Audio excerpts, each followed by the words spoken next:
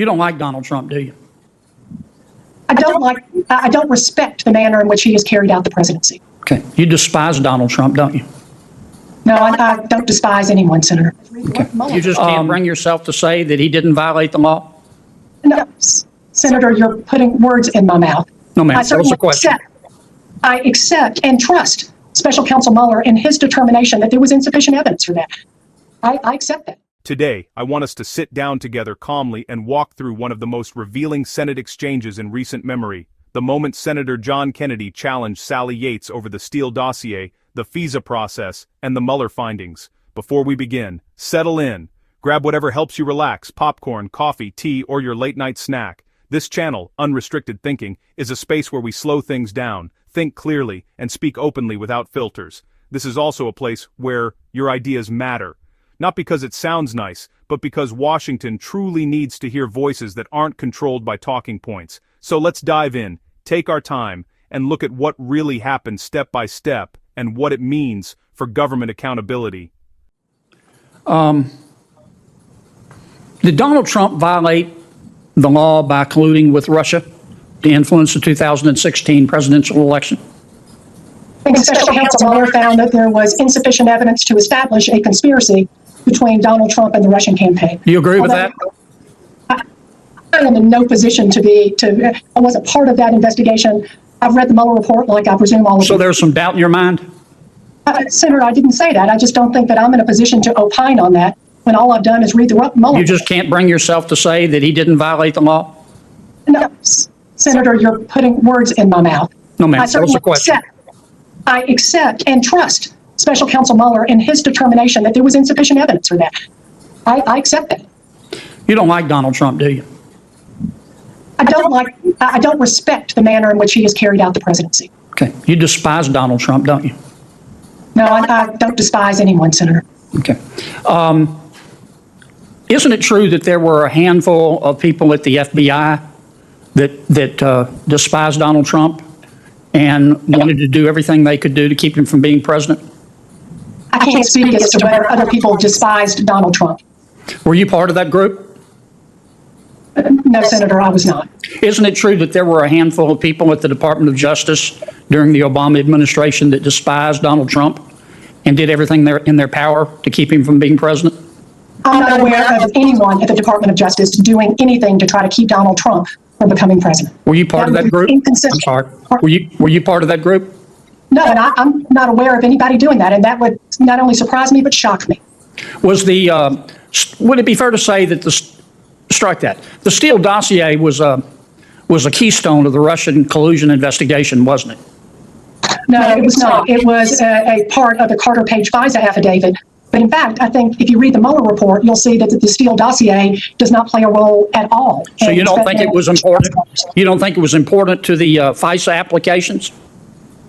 As I just said, Senator, yes, with respect to the FISA applications in Carter Page. But your question was not that. Your question was with respect to Special Counsel Mueller's investigation. All right, fair enough. Let me be sure I understand you. Was the Steele Dossier critically important to the FISA applications? Yes, it was. There was information with respect to Carter Page. Not to cut you off, but I've only got 5 minutes, and I think we can agree on this. The Steele Dossier was junk, wasn't it? The Steele Dossier when you say junk, I don't really know how to describe that. Well, what did you think about it? You thought it was true? You think it's true? Senator, there's information that was in the dossier that certainly is called into question now. I haven't been at the Department of Justice. No kidding. May I finish my answer, please, Senator? Sure, I'm sorry. You're right. I apologize, Councilman. Thank you. Thank you. Go ahead. My question was, isn't it a fact that the Steele Dossier is junk?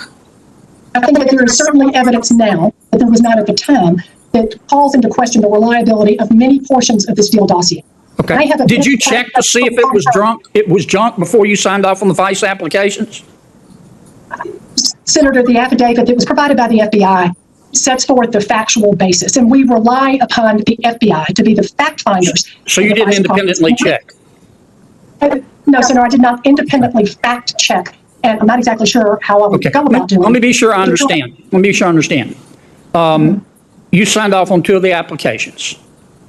You're asking for permission to surveil somebody who is close to a candidacy for the President of the United States in one instance, and in the second instance actually was the President of the United States. And you took no independent steps to see if the Steele dossier was accurate. Is that your testimony? Senator, I'm not following your question when you talk about who Well, was the let me try to be clearer. The Steele dossiers was critical to at least several of the FISA applications, one of which you signed off on. With respect to Carter Page. Let me finish my question. You said that the Steele dossier, with hindsight, may not have been completely accurate. You're investigating a president of the United States, and you didn't check to see if it was accurate? Let me put it another way. Let's suppose my staff came to me tomorrow and said, we have evidence that Chairman Graham is colluding with China to influence the presidential election. And I say, okay, what's the basis of that? White House. And they say, we have a reliable source that we can trust, and we want you to call him out. And I go out and call him out with verifying the reliable source. Am I not like a rock, only dumber? Isn't that what you did? That's not at all what I did, Senator. First of all, the FISA Well, then tell me every step you took to verify the veracity of the Steele dossier, which was junk. You didn't do anything, did you? Senator Kennedy started with a straightforward question. Did Donald Trump violate the law through collusion with Russia in 2016? Sally Yates leaned entirely on the Mueller report, saying, Mueller found insufficient evidence to establish a conspiracy, and she accepts that. The exchange was calm, but you could feel the underlying tension, not personal tension, but the tension that comes when legal precision meets political expectation. Kennedy pushed further. He wanted a direct statement that Trump did not violate the law. To him, clarity matters, especially in historical moments. Yates, staying disciplined, said she wasn't part of the investigation and wouldn't offer conclusions beyond Mueller's report. This brings us to a question for you. Do you believe a public official should answer beyond what they personally investigated? Tell me in the comments. Your view matters because this is how standards get shaped. Then Kennedy shifted to the Steele dossier. This is where the hearing sharpened. He highlighted that the dossier was an important part of the FISA application on Carter Page, an application Yates signed. Yates acknowledged that. She said it mattered, but it wasn't the core of Mueller's investigation. For Kennedy, that wasn't the point. The question wasn't political. It was procedural. How did you sign a warrant when key information wasn't fully verified? This moment wasn't about who the target was. It was about how government power should be handled. Let me pause here and tell you clearly why Kennedy was right, and why I stand with him. It's not about party loyalty. It's not about personalities. It's about principle and responsibility. A FISA warrant is one of the most powerful tools the U.S. government has. It can reach into a person's private life, their communications, their work, everything. And because of that power, every claim inside a FISA application must be verified, not assumed, not trusted, not accepted because it seemed reliable. Kennedy's questioning wasn't aggressive for aggression's sake. It was a demand for standards. He made it simple. If the government wants to use extraordinary surveillance powers, it must meet an extraordinary burden of proof. Good faith is admirable, but good faith is not verification. Good faith means you intended well. Verification means you proved it. That difference is everything, and that is why I stand with Kennedy, 1,000%, because surveillance on Americans cannot depend on half-confirmed documents or unverified intelligence, no matter who the target is. Standards must be higher than politics. Kennedy defended that standard, and he was right to do it. Kennedy used a hypothetical. What if someone brought him a claim about another senator based on a single, trusted source, and he acted on it without independently checking? He called it reckless, and he was right. Verification is not optional when the government asks for power. Yates defended her actions by saying she acted in good faith and with the information she had, and that's where their perspectives diverged. Yates emphasized trust, Kennedy emphasized proof, and personally, I believe proof must win. This is where your voice matters. What should the FISA standard be?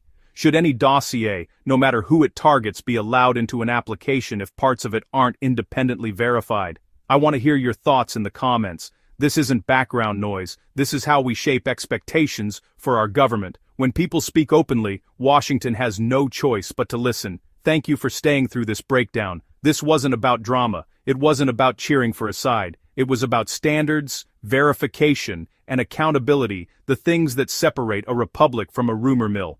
Now tell me your thoughts.